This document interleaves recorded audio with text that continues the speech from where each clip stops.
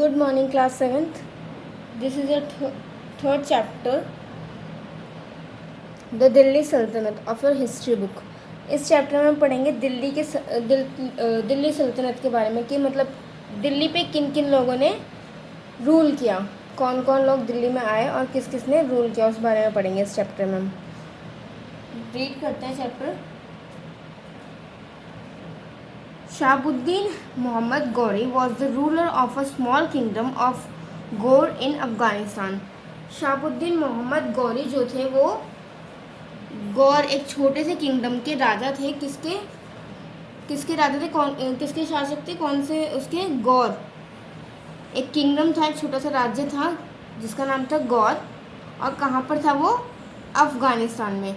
He invaded India not just to plunder the wealth of India but also to establish Muslim rule in India. उन्होंने क्या किया? उन्होंने India पर आक्रमण किया सिर्फ और सिर्फ इंडिया के वेल्थ, मतलब कि इंडिया के जो पैसे और जो उनकी पैसे वगैरह के लिए सिर्फ और उनकी प्रॉपर्टीज़ वगैरह के लिए सिर्फ आक्रमण नहीं किया, बल्कि उन्होंने आक्रमण इसलिए किया ताकि वो इंडिया में मुस्लिम लोगों का जो शासन है वो फैला सके, मतलब कि इंडिया में मुस्लिम लोग राज कर सकें। इसलिए उन्होंने क्या किया? इंडिया पर आक्रमण किया। Prithviraj Chauhan was contemporary to Gauri.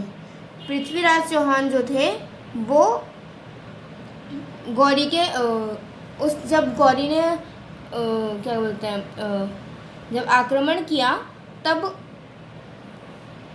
India में कौन था? पृथ्वीराज चौहान का शासन था।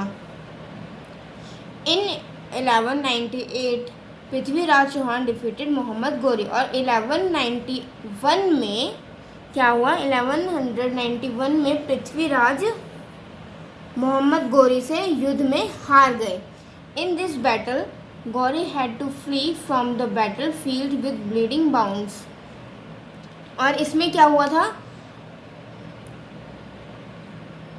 जब वो युद्ध कर रहे थे तो फिर जो मोहम्मद गौरी थे वो युद्ध से भाग गए थे क्योंकि युद्ध में उनको बहुत खून निकल गया था, और खून निकलते निकलते जैसे खून निकल रहा था और वो उसी टाइम वहाँ से भाग गए थे।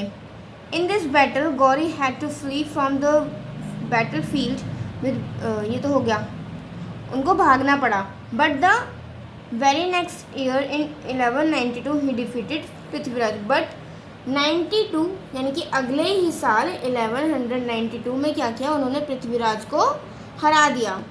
This defeat is regarded as turning point in the Indian history because it resulted in the foundation of Muslim rule in India. और ये जो उनकी हार थी, ये एक इंडिया की हिस्ट्री में, इंडिया के इतिहास में एक टर्निंग पॉइंट था, बिकॉज इसका रिजल्ट क्या हुआ कि इंडिया पर मुस्लिम जो शासक थे उनका शासन होना स्टार्ट हो गया। Gauri defeated Jaichand of Kannauj which mark the end of the Rajput rule in north India.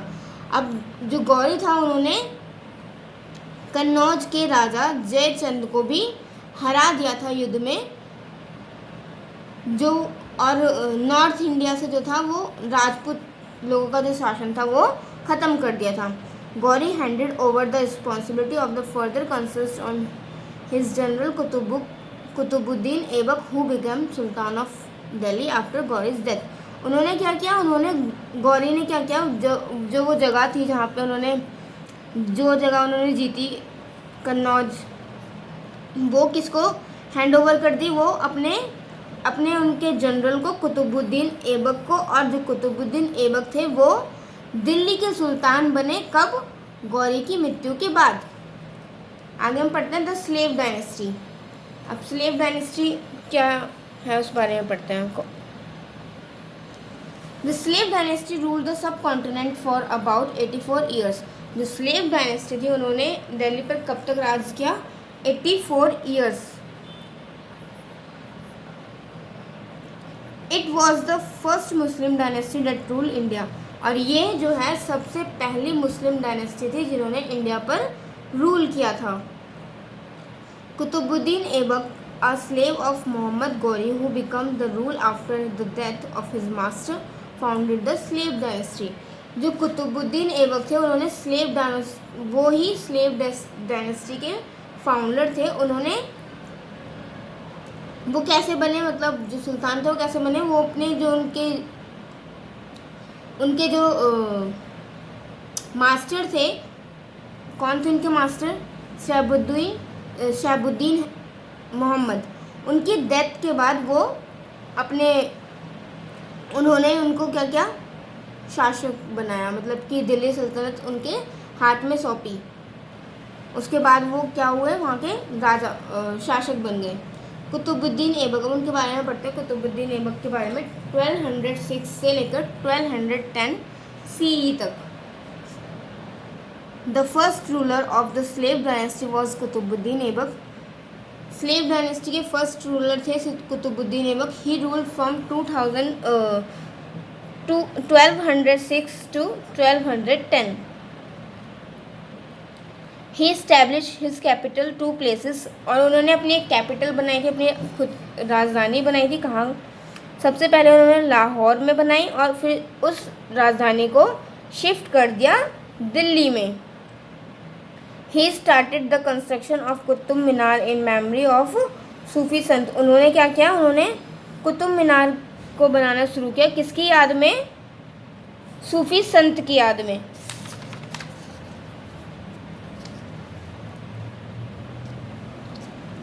Qutubuddin काकी, it was completed by Iltutmish. और जो ये कुतुब मीनार बना रहे थे वो किसने कंप्लीट किया? इल्तुतमिश के द्वारा वो पूरा कंप्लीट बना। He was an able ruler and was very kind and generous with his people. और जो इल्तुतमिश थे वो क्या थे? बहुत ही अच्छे रूलर थे और बहुत ही दयालु थे। Due to his good nature and earn the title of Lakh Bakhsh और गिवर ऑफ द 100 और थाउजेंड्स। इल्तुतमिश के अच्छे नेचर की वजह से उन्होंने एक टाइटल कमाया। क्या टाइटल कमाया? Lakh Bakhsh. In 1210 Qutubuddin Aibak died in an accident while he was playing polo. अब 1210 में क्या हुआ कि कुतुबुद्दीन ऐबक जो थे उनकी मृत्यु हो गई। एक वो गेम खेल रहे थे, पोलो एक गेम होता है, उसको खेलते खेलते उनकी मृत्यु हो गई, एक्सीडेंट हो गया था उनका। क्या हुआ था? He fell from the horse back and was severely injured. He was buried in Lahore. वो एक घोड़े के ऊपर, मतलब जो पोलो गेम है वो हॉर्स के ऊपर बैठकर खेला जाता है। जो आपने देखा होगा गेम, हॉर्स के ऊपर बैठ के जो बॉल को जो हिट करते हैं वो वाला गेम है ये पोलो।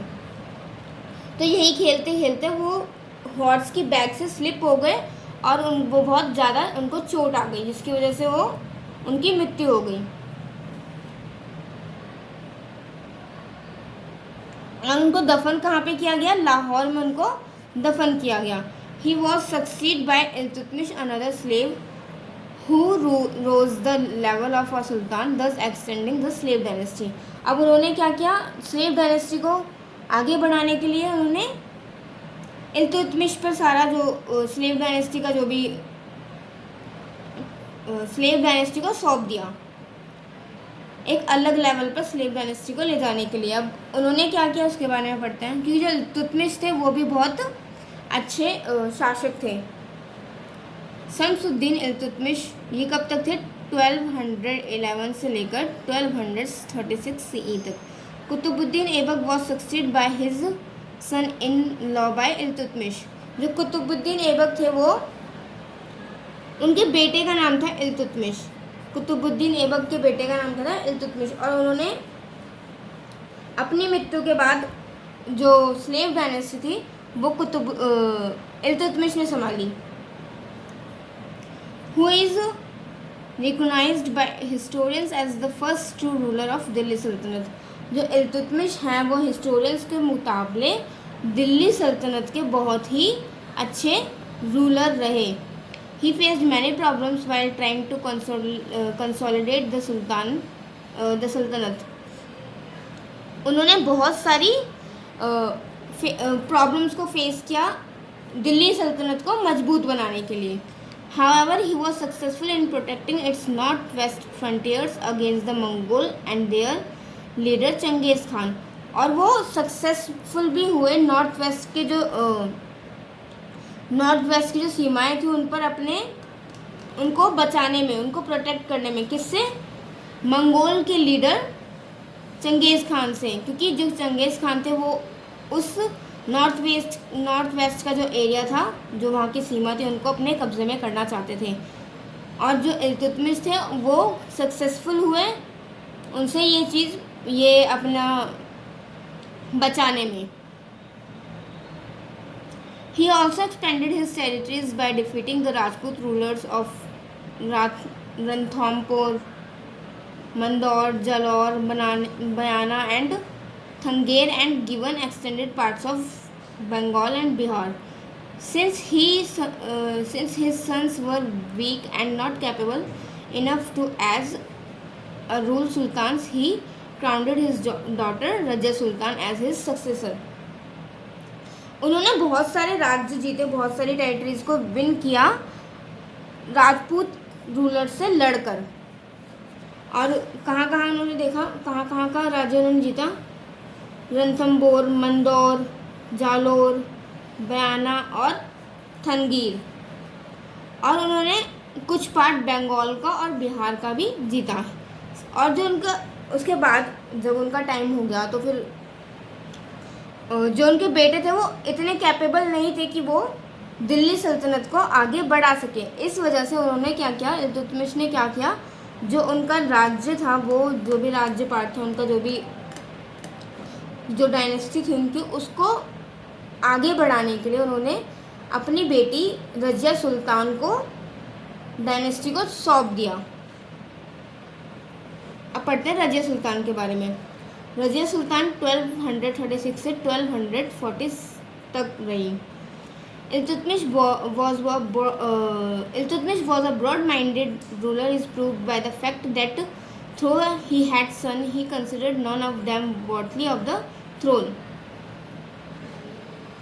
इल्तुतमिश जो थे वो एक बहुत ही ब्रॉड माइंडेड इंसान थे. उन बहुत ही ब्रॉड माइंडेड रूलर थे, शासक थे. उन्होंने ये नहीं सोचा कि वो जो अपना राज्य पाठ है अपने बाद अपने बेटे को दे. बट उन्होंने क्या किया, उन्होंने अपना सिंहासन जो था वो किसको दिया? अपनी बेटी को दिया.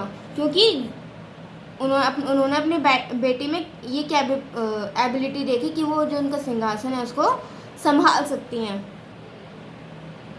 He decided to nominate his daughter Razia to the throne.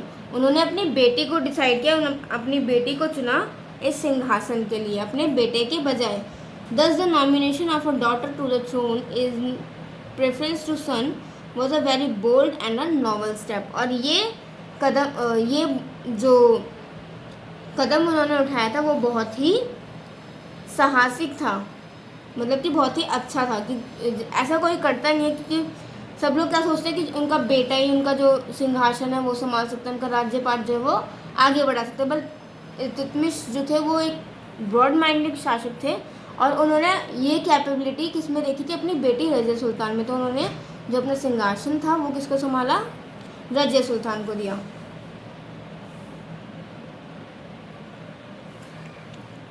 Razia refuse to be a puppet. और जो रजिया थी वो एक पपेट नहीं बनना चाहते थे कि ये नहीं चाहते थे कि उनके ऊपर कोई फोर्स, कोई प्रेशर करे कि तुम ये करो या तुम वो करो. वो किसी भी कठपुतली नहीं बनना चाहते कि कोई और उनको गाइड करे, वो वैसा करे.